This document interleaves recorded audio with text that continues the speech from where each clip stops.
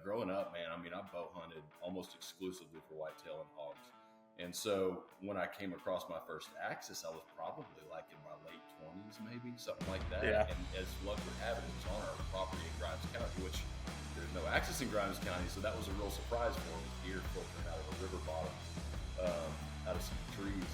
And we saw just a sure enough shooter. Even from that distance, and it was low light, and we could hardly see anything about him. You could just see his frame and say, yeah, that's one we need to pursue.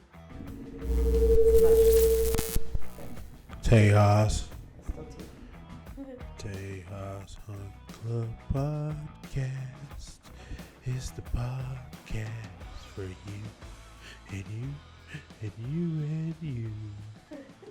What's up, guys? Welcome to episode 16 of the Tejas Hunt Club Podcast. This week, I'm going to be sitting down with Trey Rigby of the Axis Addict Instagram page. Trey's a pretty good guy. We've known each other for quite a while now, just from Instagram and then also from his promotional items that he creates for different brands and outfitters and stuff in the outdoor industry. So this podcast is going to be pretty cool. We're going to get into some Axis stories from his hunting adventures. And then also what you're going to hear about is him finding an Axis, his first Axis in a very unlikely place. I think you're really going to enjoy this episode if you have a love for Axis like most people in Texas do. And if you like seeing Axis content as much as I do, make sure you give Trey's page a follow. We'll have it listed in the description below, and we'll have it pop up on the screen as well. So as always, we appreciate you listening to the podcast. If you haven't already, please subscribe to the YouTube channel. Follow us on Instagram. I mean, we post a lot of videos and stuff on there, so we have a lot of content coming out. Thanks again for listening to the podcast. Let's get into this week's episode. What's up, guys? Welcome to another episode of the Tejas Hunt Club Podcast. I'm Brandon McDowell, your host this week, and I'm sitting down with Trey Rigby, the Axis Addict. If you're on Instagram and have seen his page, I mean, if you want to see big Axis or even big exotics, the scimitar, oryx he posts every now and then, you need to be following his page because he posts them all the time. He's covering pretty much everything Axis that is going on. So Trey, thanks for coming on the show this week. You know, we've been interacting on Instagram for a while now. I mean, I've been following your page pretty much since you started it. So why don't you introduce yourself and tell us about Trey Rigby? Sure, you bet, man. Well, first of all, thanks for having me. It's funny, after all these years, our paths keep crossing in different avenues. So thanks for having me on. And so I'm Trey Rigby. I sell promotional items for a living. I've done that for 20 years. So that is what I do for a living. Despite what people think, I do not do Axis Addict for a living. I don't make much money doing that, but that's definitely not what pays the bills. But it is definitely a passion, which is why I started the page. So I sell promotional items. I'm a husband, father of two. I am a Christ follower. I am a devout Texan. I am just a super passionate hunter and fisherman and outdoorsman. Great, man. You know, that, like you said, we've crossed paths, you know, just for doing your promotional stuff, you know, and then just interacting on Instagram. And like I said, with this podcast, this is kind of my avenue of getting to finally talk to a bunch of people that I've been, you know, messaging back and forth with and kind of getting to know them and hearing their story in the outdoors and sharing it with other people as well. So, Trey, how'd you get into hunting, man? Like you said, I guess you said it's a lifelong thing. So I'm guessing you're coming from a family of hunters.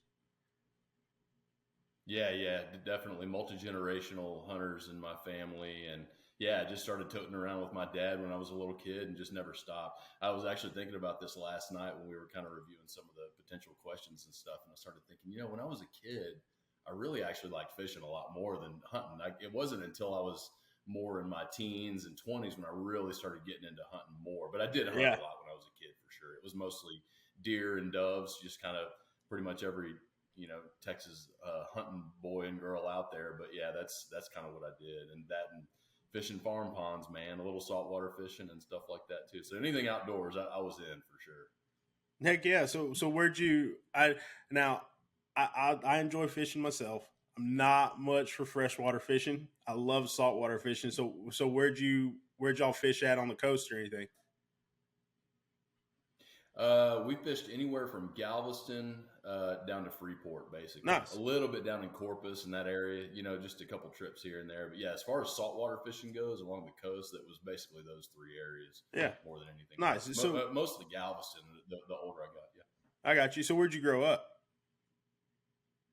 grew up in the Tomball area. So Okay, outside of cool. Tomball, Yeah. in Pinehurst, Texas. Yeah, I live in North Texas now. I lived up here for 22 years, something like that. But yeah, that was home down there, and that's actually where our family's ranch is as well. So it's a family piece of property in Grimes County, just north of the Houston area. So Yeah, it's right south of us. State, and yep, exactly. It's kind of all in that same area down there. So even though I live in North Texas, home in a weird way still feels like down there. So yeah, I hear you, man. I hear you.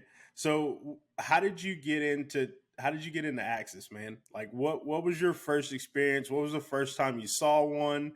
How'd you learn about them?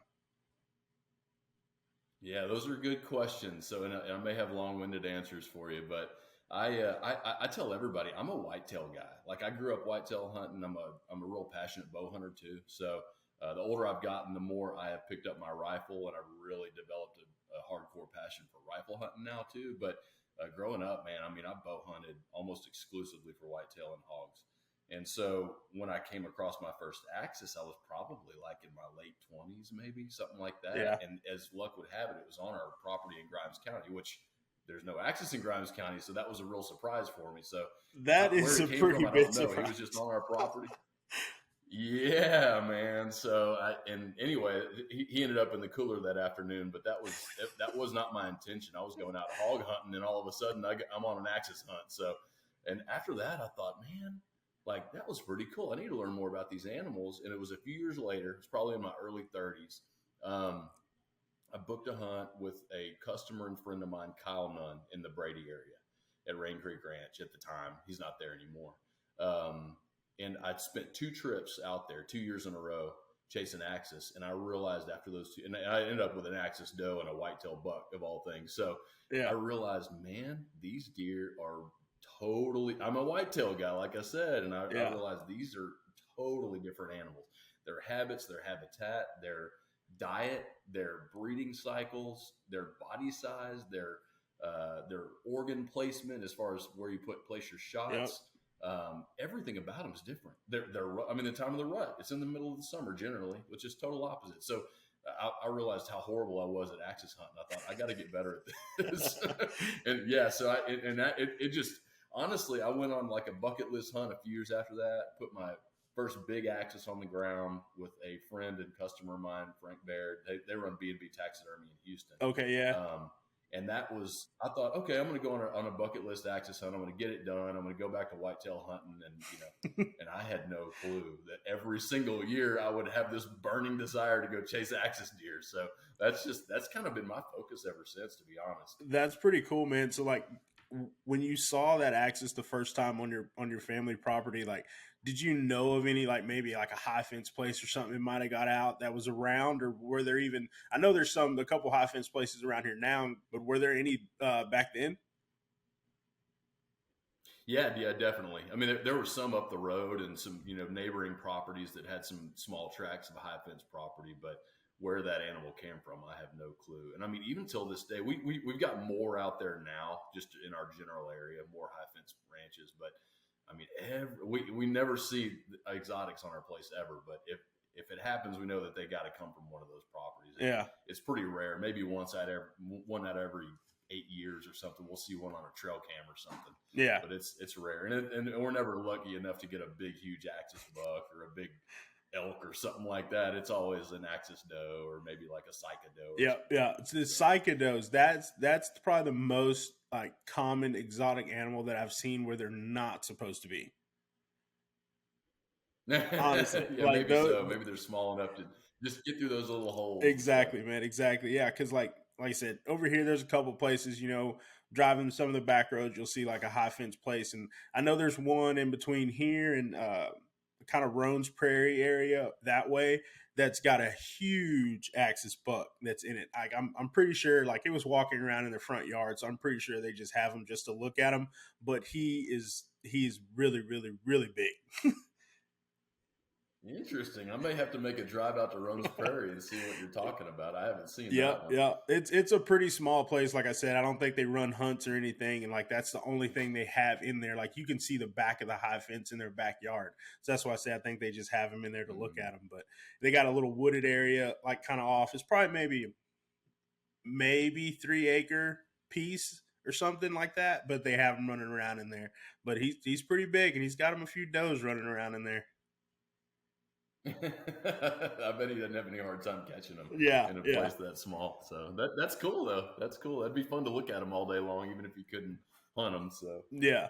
And then, because like seeing them over here is not that common. You got to kind of go to West Texas or even the Hill Country to really see like those bigger populations and stuff. When I was like doing some research for that last podcast that I did, I was seeing kind of like that the population's growing, but it's definitely trending more towards the western side of the state and kind of south. Not so much over here, kind of almost East Texas. I'm gonna draw that line at 45 where East Texas starts. So I'm still a little west of that. But for this area, it's definitely not common to see them over here. Yeah, there's no doubt about it. It's like you mentioned last week, and I've heard the same stat of the 92 county thing, where there's 92 counties in Texas that have axis deer, but the Hill Country is, like I mentioned on another podcast last week, that the Hill Country is not 92 counties. So they're definitely somewhere else, and that's got to include some high fence areas for sure. So exactly, that Hill Country area is pretty magical for not just axis deer. I mean, we'll talk more about the hunts in a little bit, I'm sure, but I mean, the last hunt I went on in the Hill Country was in the Sonora area, and there were black bucks everywhere. There were plenty of free range exotics that didn't have spots. I'll put it that way. Exactly. I'd like to see kind of. I mean, I know there's probably not really any research that's going into it, at least not that I've seen. But like, what those populations? I know they're starting to pay attention more to axis now, and like keeping up with the numbers and everything. But like you said, black buck, Sika deer, like all those other exotics, the scimitar, horned oryx. I mean, I'm not sure if they have nilgai numbers. They probably have since they've been here longer, they might have an idea. But like, what are those populations looking like? It'd be interesting to see. Yeah, for sure. Yeah, I'm not even sure about the axis population. I've heard totally different, stark differences in numbers, anywhere from 50,000 to 150,000 Texas wide or whatever. Yeah, that's a pretty big range. What study you look at. Yeah, I mean, it's huge. So, I mean, I think of some ranches alone that have axis numbers on them, and I think, well, shoot, man, I saw a herd this morning that had 75 deer in it. So, yeah, I'm thinking some of those numbers might be a little conservative, but yeah, I don't know, maybe so. But as far as nilgai, there's plenty of free range nilgai along those coastal plains. So there's no telling how many of those are running around. And yeah, it's like you mentioned. I mean, free range fallow deer, free range red sheep, and all kinds of other rams and stuff rolling around the Texas Hill Country. It's a pretty spectacular area. I can see why people are kind of definitely. So like you said, you hunted other exotics and stuff, and like you said, including the axis. So like, what's your next favorite on that list? Ooh, I don't know, man. I was telling a few people recently, the nilgai, I think you've mentioned the nilgai in one of your podcasts too, but that really intrigues me a lot. Yeah. Just because it seems like, let me back up. One of the reasons I kind of this is a very small reason, but another reason I got into axis hunting is because they're not only beautiful and huge antlers and delicious, but at the time they were pretty affordable in comparison to most hunts. And nilgai are kind of still on that affordable end, where as a lot of the other like aoudad hunts are through the roof now. That's just becoming like the new cool thing to do is go aoudad hunting. So the more trendy something becomes, and axis are getting there too. I mean, these hunts are not as affordable anymore. It's something you really got to pinch your pennies for. But the nilgai, it just seems, man, I can get a whole lot of meat for about the same price as an axis deer. So that may be on the list one of these days. Oh yeah, it's pretty high on mine. Just hunting nilgai and seeing them, they're such huge animals, and they're in my mind they're a lot like warier than a lot of other animals. So just being around them and seeing how they interact is something I'm very interested in. I haven't had a chance to really hunt nilgai, so it's pretty high on the list. Yeah, I've heard the same thing. I've heard they're a super big challenge, and I'm always up for a good challenge anyway, that's another reason I love axis deer. They are the spookiest animal I've ever tried to chase. And so if nilgai are like them, and from what I've heard, they're actually maybe even spookier than shoot, Yeah. that may be a lot of fun to chase those things around. So I've heard it's a lot of work, but I'm sure the payoff is worth it. Yeah, both animals are pretty tough also, and that's one of the reasons we kind of wanted to get on the podcast also, because I told my story at my Axis, and you said you kind of ran into something a little bit similar to that, hunting Axis as well. And I, like you said about the size difference, and I brought that up too. It's like you don't, until you get up on one on the ground, you don't really realize that like they are a lot larger animals than whitetail and what you're used to. So kind of tell me that story, because I was real interested in hearing about that. Sure, yeah, and to back up, I agree with you. They are larger, and even statistically, I mean, a mature, healthy Axis buck can weigh 220 to 275 pounds.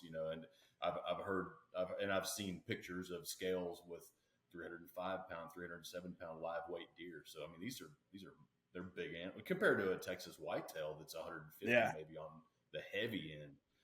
They're big, but there's something about, I don't know exactly what the answer is, but there's something about their tenacity. Like I've seen it personally, and I've heard just story after story of, a lot of times you got to shoot them twice, even with a great shot and a huge bullet and a perfect placement and the whole deal. Sometimes you got to shoot them 2 or 3 times or something. It's kind of crazy how resilient they really are. So I can't really put my finger on that, but so, but yeah, to get into the story, yeah, I mean, so I went to Sonora. This was with Brandon Blanche. He's a great friend and a customer of mine. And we went. He's with El Sapo Guide Service. Okay, yeah. We went to Sonora a few weeks ago. Yeah, and yeah, I mean, it was an incredible trip. It was honestly maybe the most fun trip I've ever been on, because I felt like I learned a lot. I saw a little different landscape than I'm used to, and it was just a great experience. Anything from riding in his vehicle to the high rack to sitting in blinds to spotting and stalking and glass, and it was just a good 3-day all around experience of doing a lot of different things. Yeah, hunting a lot of different ways. But yeah, there was a deer that there was a couple of big deer there on this property. He was kind of targeting, really trying to find, and we were trying to be a little more selective than maybe we normally would have been, because we knew these deer were there. And there was, it was the second afternoon. I'm sorry, it was the first afternoon we were there, almost right before dark, probably 300 to 400 yards away. We were glassing across a field, and there were deer filtering out of a river bottom, out of some trees. And we saw just a sure enough shooter, even from that distance. And it was low light, and we could hardly see anything about him. You could just see his frame and say, yeah, that's one we need to pursue. So the whole next day we spent just looking for this deer, basically just trying to find him on hillsides, glassing. We were up on knobs and just glassing across valleys. And the landowner there would put feed out in the afternoon, so we would kind of watch for him and see if we could, kind of figure out a pattern. We saw him earlier that afternoon come out of that same river bottom.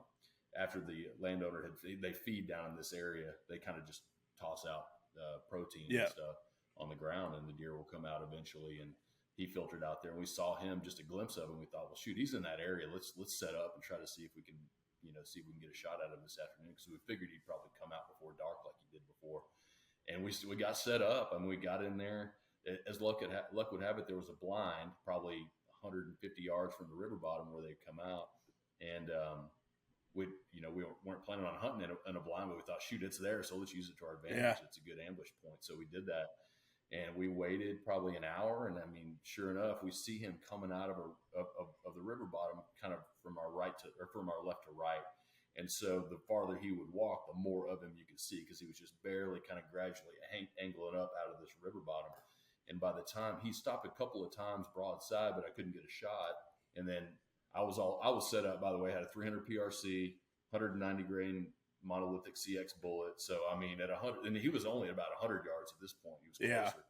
And I mean, this is a slam dunk, man. Like and it was daylight. This was not like before dark or anything. This was plenty of light. I could see great.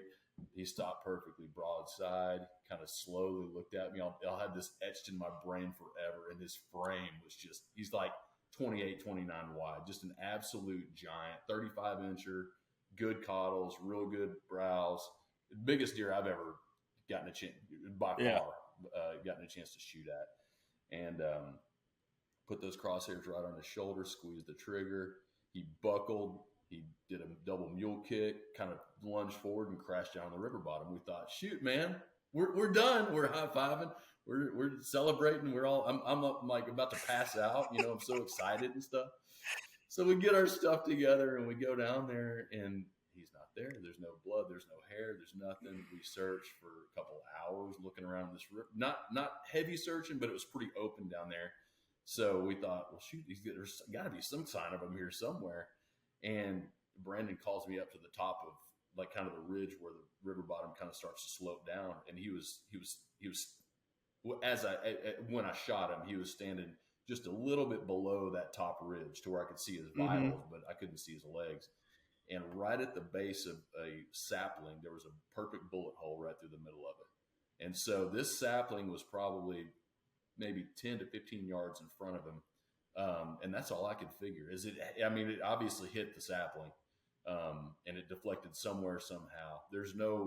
In my mind, there's no other reason that bullet shouldn't have been straight through his shoulder. Yeah. So, and that gun is an absolute laser beam. Like, it is the most accurate gun and ammo combo I shoot. So long story short, we searched all night long. We got his dog.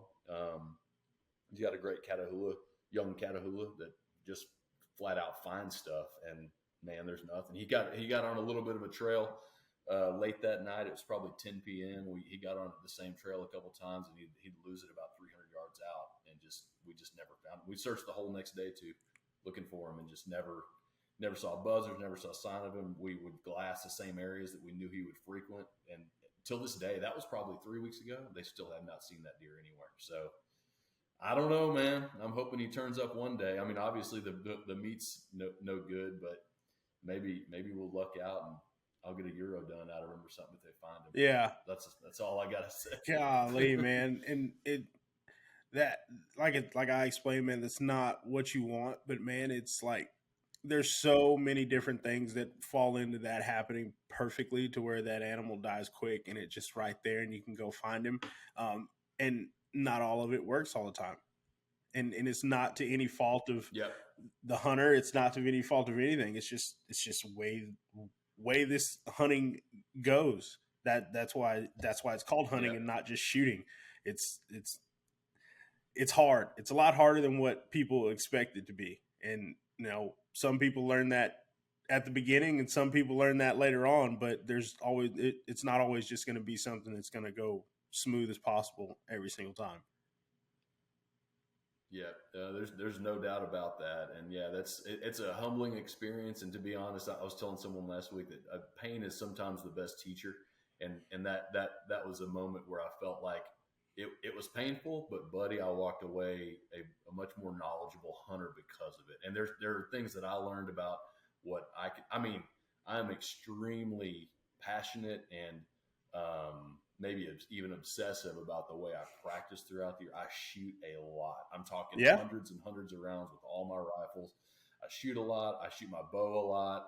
I'm constantly tuning my equipment, just making sure everything is right. I'm practicing off sticks. I'm practicing off different positions to make sure I'm proficient. That's my job as a hunter, is to do everything I can do to put that animal down as quickly, painlessly, humanely as possible. And I'm like you. I mean, I prioritize the meat. That's why my family eats venison almost exclusively. So we eat some chicken and a little bit of brisket here and there and stuff, but it's mostly venison. So that was a heartbreaker for me, because I mean that we were counting on that meat to be in the freezer. So it's I felt like it was funny. I apologized to Brandon. He said, "What are you apologizing for, Brandon?" The guide. And he, I said, "Man, I just feel like everyone did their job except me. Even the deer did its job, Yeah. I mean, even the deer cooperated. I just blew it. That's all there was. But man, lessons I could learn is, number one, take a moment because that deer was, he had stopped, but I knew he was about to start walking again, and I didn't know when I'd get another shot. And instead of me squeezing it off as soon as possible, being overly confident, take a look around. I didn't see that sapling there, but I'm sure if I had really paid more attention, I probably would have. Yeah. And yeah, I mean, a lesson to anyone else out there thinking they can, quote unquote, bust brush with their bullet, it doesn't. You can luck out, but man, I'm Yeah. not in the game of trying to get lucky out there. I want to be good. Exactly. And I want to be proficient. And you can't count on where that bullet's going. If it could hit a blade of grass and deflect to some degree. So, and Yeah. I'm not all about playing that game. So I learned that one the hard way. I've never done it before. So. Yeah, man, and it's hard. Like you said, we can shoot as much as we can, as much as we can. We can shoot bows, shoot guns, practice different positions and different things. But it's really, really hard. Even like doing like the little like workout. If you're shooting your bow, if you like want to sprint 20 or 30 yards, and then like pull up your bow and shoot, and then do that, it doesn't replicate the same feeling is when that animal's in front of you. Like you can get your heart rate up, but to me, I can get my heart rate up as much as the feeling's still not the same as when the animal's there and you're looking at it and you're like, okay, that's the animal I need to take. And it's just really hard to practice that. And for some extent, you really don't know when it's going to happen. You know, you plan hunts and you go on hunts and do stuff, but you don't know when that moment's going to happen. And it's hard to practice it. So even like working out, doing all that kind of stuff, it's a mental thing, and it's really hard to, like I said, replicate, to get your body used to going through it and being in that state, and still being able to slow down, look around, and see those different things, or even make your shot. Yep. Yeah, no, you're absolutely right. There's no practice like game time. But unfortunately, you know, for most people, game time costs a little bit of money and a lot of time off work sometimes, and sometimes the opposite way, a little time off work and a lot of money. So yeah, exactly. Those are always limited resources. So yeah, I mean, I wish I had unlimited game time, but yeah, you got to get it in where you can. And so yeah, but anyway, that's just how you learn. I mean, I've been doing this a long time, and you know, I get it all the time. People consider me and this baffles me because they think I'm an Axis expert. I'm air quoting right now for those of you not watching. I am the opposite of that, which is why I started the page. I want to learn more because I am not an expert. And so, and that's just proof. I'm not an expert professional hunter by any stretch. I'm learning just with everybody else. Yeah. So just trying to get better as I go. That's all I can do. And that's all. I walked away from that hunt a successful hunter, because I felt like, you know what, I'm taking things away from it, and I took memories away, and I had a great time with my buddy Brandon, and got to see some beautiful landscape and some amazing wildlife. I mean, there's just critters everywhere, which is awesome. So it was a great trip. Just, you know, I just didn't have a higher taxidermy bill afterwards. Yeah, which is kind of a good thing, but not. You still wanted that processing, you know, and that processing. It's nice to have the choice. Yeah, there you go. Yeah. So no, but it was good. But yeah, I've been blessed to hunt a few other areas too, and had a little bit.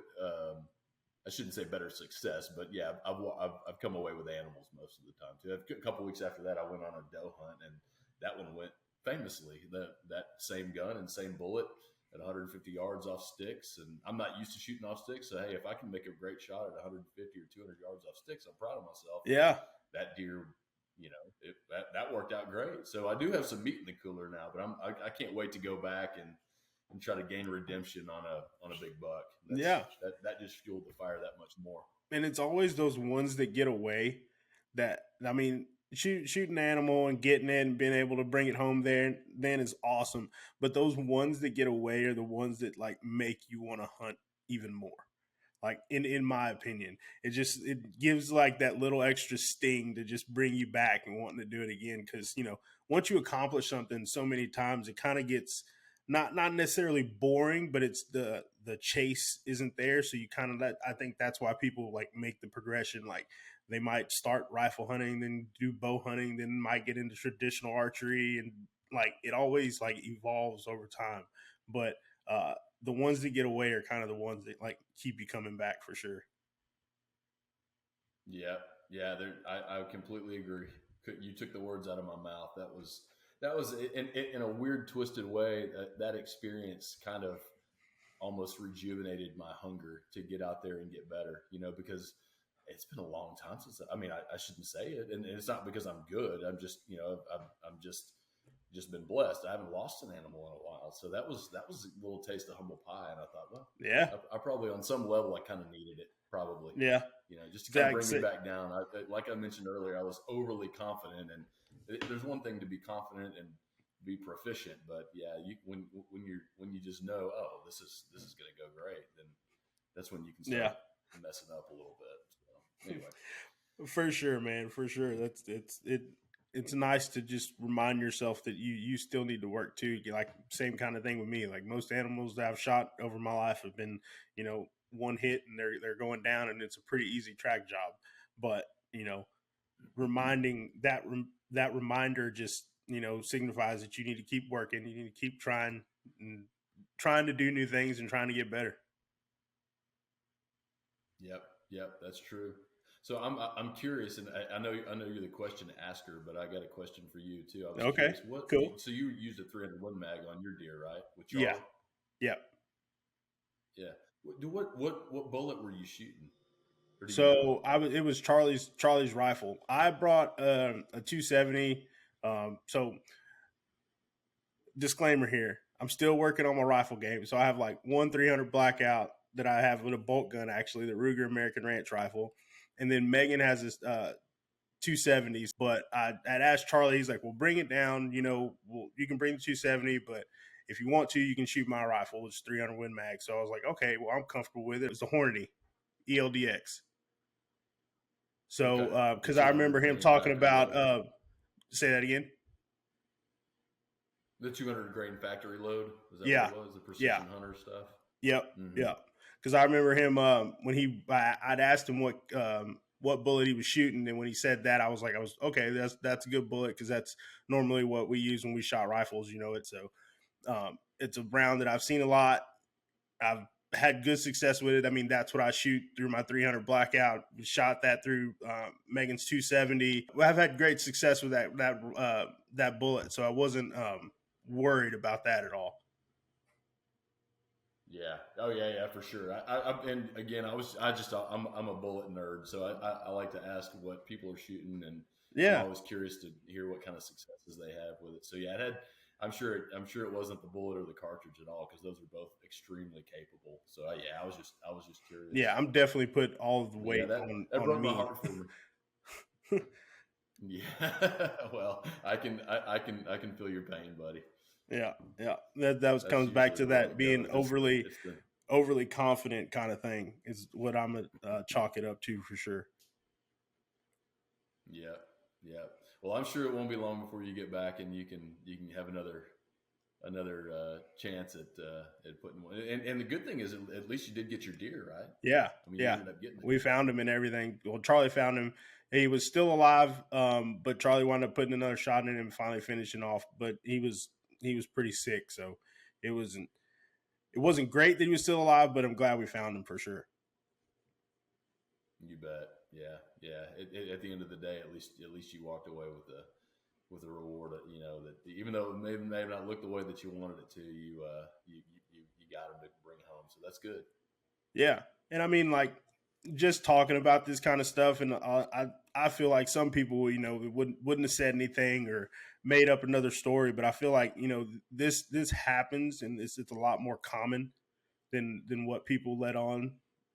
If you really want to be honest, and I feel like more people should talk about it, just so other people can learn from it, so they understand what they're doing when they are going hunting. So it's real easy to get to a place hunting and be like, well, yeah, I shot my rifle a couple months ago. It's good.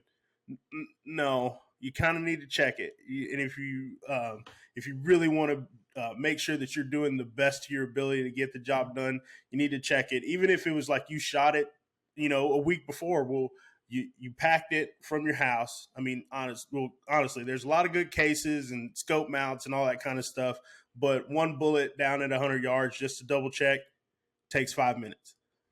5 minutes, maybe. And it's worth it.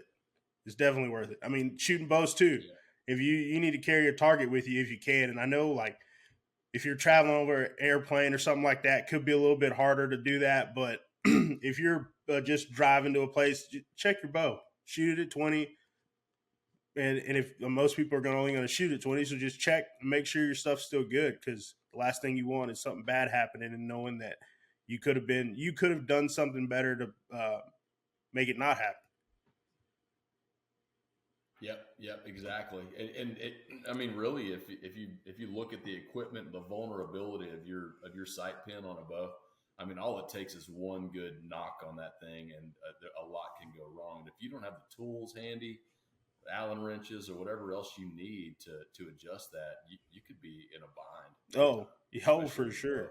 I mean, with either one, I've gotten out of where I even carry like regardless of which weapon I take hunting on it, especially if it's a destination type thing and I'm 5 hours from the house or something. Shoot, I always bring a bag with whatever tools I might need to make some adjustments, because you just never know. I mean, you should see I it. don't want to get out there and have to start guessing. Exactly. You should see it when we go places and like go hunting. Of course, we're packing camera equipment. We got tools to fix the camera equipment. We've got hunting gear, and then we got tools to fix the hunting gear. Luckily, a lot of it kind of goes back and forth. You can use one tool for both, but it's a pack job for sure anywhere we're going, because you got to like you said, make sure. I'd rather have it and not need it than need it and not have it.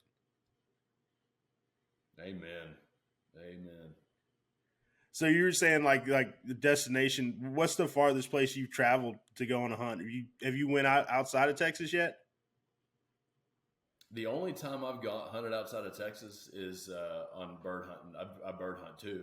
I've got English pointers and stuff, so I've gone up to Oklahoma to hunt quail up there a couple of times. But other than that, I mean, it's kind of funny. Like I love hunting in Texas, and there's so much to do and so much here that I haven't already experienced that I just kind of feel like, man, until I master here. I mean, I'd like to go maybe chase an antelope one day in New Mexico, or maybe go up to Montana and hunt mule deer or something like that. But and maybe I'm sure one day I'll probably do something like that. But for now, I mean, I'm just as happy as can be just chasing whitetails in the hill country or South Texas, chasing axis deer in the hill country, predator hunting, whatever else. There's plenty to do here. So yeah. So you said you bird hunt too. So do you train dogs as well? I've trained my own dogs. Gotcha. So I've had people ask me, "Hey, do you do train?" No, I do not. That would be a whole different career path, because that's another full-time deal. But exactly, it was almost full-time just training the two I've got. Nice.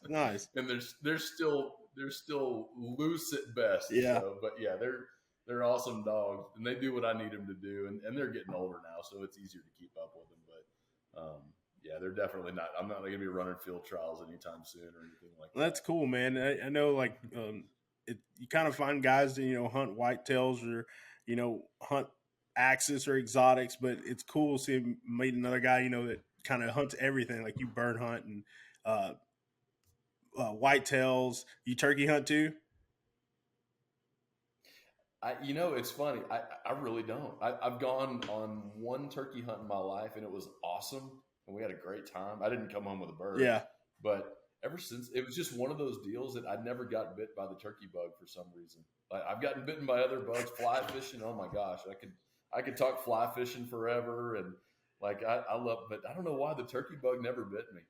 Yeah, it comes and it comes and it goes, and it works different for different people. But the fly fishing deal is like one thing that I want to get into, but I'm kind of holding off on that one right now because I'm still shooting bows, still working on other stuff. And like you said, your plate can fill up really, really quick when you do multiple things. Like I'm kind of jealous of guys that are like, I just hunt whitetail, or like I just do this, or I just do that. Cause I feel like you can focus on that and get a whole lot better at it. But it seems like as the seasons change, it's like, okay, now we're into this and now we're focusing on getting better at this. And then it's like, okay, well, this is coming up. How do we manage, keep working on this, but we need to start getting ready for the next thing. Like it's a lot different when you're interested in doing multiple seasons and chasing multiple animals for sure. Yeah, definitely. And I've got 2 young kids now, and that changes everything too. So I've gotten out of where in the fall, and that may be another reason, I guess, subconsciously, that I like to chase axis in the spring and summer, because in the fall and winter, I've gotten where I've focused the majority of my time in the whitetail woods is with them. So I'm really trying to help them with their, starting off their deer hunting lifestyles too. So, yeah, it's one of those things where I would almost rather them kill the whitetails in the fall, and me just focus on some other stuff in the spring and summer. So, yeah, that makes sense. That makes sense.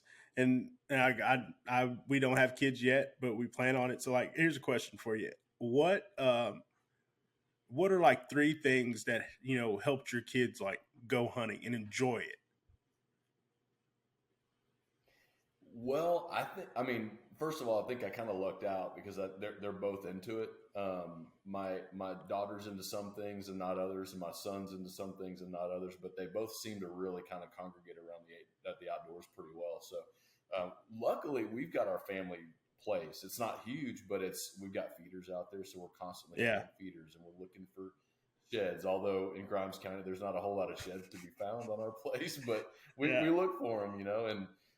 We've got cows out there, and we fish all the time out there, and so they just kind of have been since birth accustomed to being out there and being outside and constantly looking for snakes or bugs or mice or baiting hooks or whatever, just any of that type of stuff. And I really have just tried to focus on allowing them to have fun, not making anything feel like work, even though sometimes it is hard work.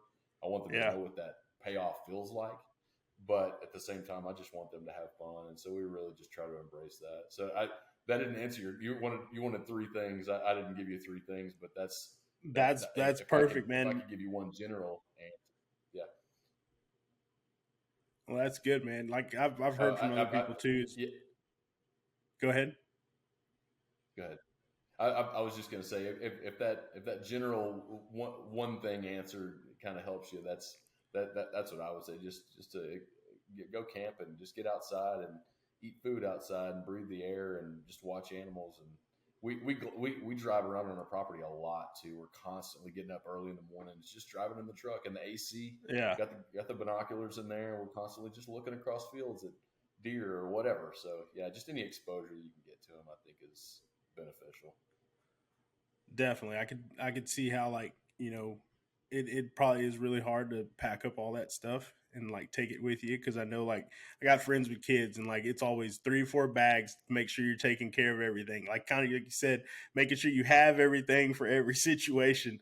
So it could be harder to do that, but definitely, I guess, like like you said, just making sure that they're having fun, and that's your goal. You can't really expect to. I was talking to Chad Jones about how his dad had taken him and his brother out on public land whitetail hunting, and he would sit him at the base of the tree. And I'm like, dude, your dad's a good man, because there's no way you think you're going to kill a big deer with like 2 little kids sitting at the base of a tree trying to be quiet. But it's he was definitely taking a risk doing that one. But like you said, being able to have your family place and ride around and show them the outdoors, not necessarily in a hunting aspect, but just letting them see animals and bugs and insects and play in the dirt. I mean, that's how I grew up. So I feel like that was a good starting point to being able to be comfortable and actually grow a love and a passion for the outdoors. You bet, man. Yeah, I think it's just all about exposure, and some people are built for it, some people aren't. That's okay. Luckily, at least so far, mine seem to have a pretty devout interest in hunting and shooting things. They like to watch me skin deer and all that stuff. So yeah, I think anything you can expose them to at a younger age, they can make up their own minds as they get older of what they want to do. But hey, this is how we live for now, and luckily they like to tag along with me, which I love. And yeah, in terms of really being hardcore, trying to go kill the biggest buck and every year, and really, those days for me temporarily are at least gone, because and I'm okay with that, by the way. It's way more important for them to be in the stand with me, and I can show them things and teach them things and tell stories about my dad and my grandpa, or how they hunted growing up or whatever. And just that time together is sacred to me. Yeah, it's irreplaceable, and they're not young forever. So anytime I can show them things or allow them to learn from me and learn from my mistakes too, then I think that's super valuable. Yeah, I hear you, man, for sure. And I think, just my opinion, I think you're doing a pretty good job of it, putting them first. So how old are your kids? 11 and 8. Oh, nice. So have they taken an animal yet? So my daughter she's 11, and she took her first deer and her only deer thus far. I think she was 9 when she shot that deer. So Yeah. it was a spike on our place, and we generally don't shoot spikes, but she had hunted really hard for 2 seasons, and we were kind of late into this season, and the herd out there kind of comes and goes, and there's not much to choose from anyway. And man, she hunted her heart out that first season and never pulled the trigger on anything. And she had actually, it was late youth season, and she was just about to shoot a doe at about 70 yards. And this was just the perfect little setup we had. This is the season prior to her actually shooting her deer. But there was a doe out there, and this doe was perfectly broadside, about 70 yards. She was rock steady on it. We were set up in a little brush blind behind some trees because we knew these deer were patterning into it through a field every afternoon. And she had her crosshair set on the deer, and she was squeezing on the trigger, and she was confused because she said something about the safety, or like the trigger wasn't squeezing back or something like that. I can't remember exactly what happened, but I double checked it and made sure, and she did that. She squeezed it again, and it wouldn't go off. I don't think she was squeezing the trigger hard enough. Yeah. And I think in that moment, maybe she had just kind of gotten a little bit over analytical about something. She really likes to make sure things are done perfectly. But anyway, the doe took off, and we didn't get her deer, but the next season we made up for it. So there was a spike that came out, and 6.5 Creedmoor, and I think that deer was about 60 yards or something like that, and she hammered him. So she was given the opportunity to feed our family for a little bit, which is really cool. And my son, I was talking to him yesterday, as a matter of fact, and I like to ask him here and there just to make sure he's still on board for trying to shoot a deer this fall. So that's my goal. He's still got a little ways to go on practice and stuff like that. So we've got a few months ahead of us to get him honed up on his skills. But yeah, he's chomping at the bit to get out there and follow in his sister's footsteps and get his first deer. Nice. That'll be awesome, man, for sure. So, like, kind of going with you were talking about earlier about like your promo stuff and what you do. So kind of tell me about that a little bit. Sure. So yeah, I work with George Andry and Associates, companies based in Waco. I kind of more or less run the North Texas area up here, but I've got customers like, as you know, in College Station, Bryan, Houston, all over the state, really. I've got a lot of customers in the Hill Country that are doing, a lot of guides and outfitters we work with, and ranches and taxidermists and rifle builders, as you well know, and archery shops and everything. I've got some really nice lodges and resorts that I work with too, that are in state and out of state. And we just do merchandise lines. We do anything from promo, like logo business cards, all the way up to hats and shirts. And for a lot of my guides and outfitters, we do a lot of the spuds cloths and scope cleaners and koozies and coolers and hats and shirts and jackets and all this stuff. So yeah, we carry just about anything you can put a logo on, we do it.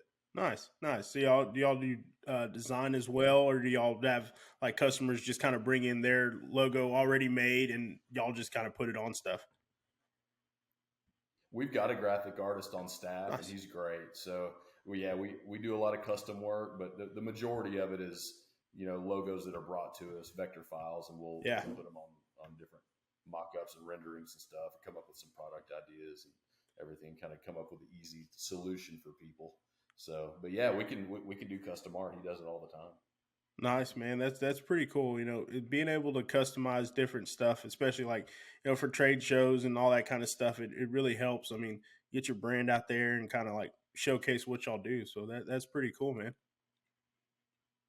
You bet. Well, I appreciate you saying that. Yeah, I've been doing it a long time. Our company's 44 years old, and this is my 20th year doing it. So, yeah, it's been, I love it. It's one of those things I'll probably do it till I just can't anymore, because I absolutely love what I do. And I've kind of gravitated, because I hunt and fish so much, and that's kind of my passion. I gravitate a lot to the outdoor industry. Yep.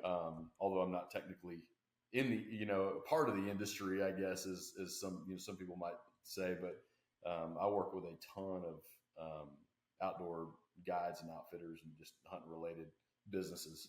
So broadhead companies, ammo manufacturers, just you name it. So it's a great fit because I get to work with a lot of people that are, that I can talk shop with and have fun with and pal around with and all that stuff. It's just a good fit. Yep, definitely, man. If you can find something that you love and find a way to make money with it while still, helping out and like being a part of that industry, it's a pretty good feeling. Kind of like with the photography and the videography stuff that we do. I mean, it's like we get to do it on the Western industry side with the team ropings and calf ropings and stuff, and then on the hunt and the outdoor side as well, the hunting and fishing. So it's real nice. I mean, it's not full time right now, but it's we're growing and it's a lot of fun. I mean, thinking back to where we were like 4 years ago, and like seeing the worst thing is like when you see stuff you created 4 years ago and you're like, man, I was so excited for this, but looking at it now, it looks pretty bad. There's no way I would post this right now.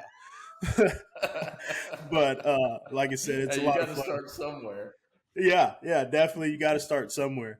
But being able to be in the industry, like you said, and talk shop with people and like meet the people that you want to be around, it's real cool. Yeah, it's definitely cool. And yeah, hey, I'm a firm believer. If you do something that you love, that you're passionate about, and I mean, it's not necessarily that I'm passionate about promotional items, but I'm passionate about people and serving people. And this is a way for me to do that. And I've developed some unbelievably close friendships and relationships with people because of like-minded people that are coming together to create a solution together. I mean, I just get to be a part of it, which is great. I'm glad that luckily I get to pay the bills with it and everything too. That's a byproduct of me working hard. But yeah, it doesn't feel like work. It never does.